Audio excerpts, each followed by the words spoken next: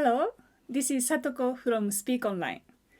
In this video, we are going to be talking about in, on, and at as prepositions of time. Let's get started. So, when we look at in, on, at, we move from general to more specific. Let's take a look at in. We use in for years and months. For example, I was born in 1990. In June, I'll be 29.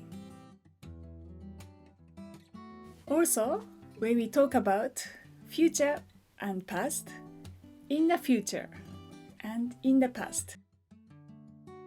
A very common mistake I hear is this: I'll meet you 2 hours later. But when we talk about now to the future, it's not 2 hours later, but in 2 hours.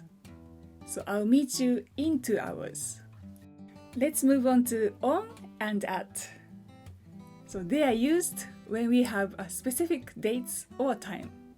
So for example, I'll see you on Monday at 2 p.m. The classes start on September 10th. So as a conclusion, we use in for a long periods of time. And for more specific days and times, we use on and at.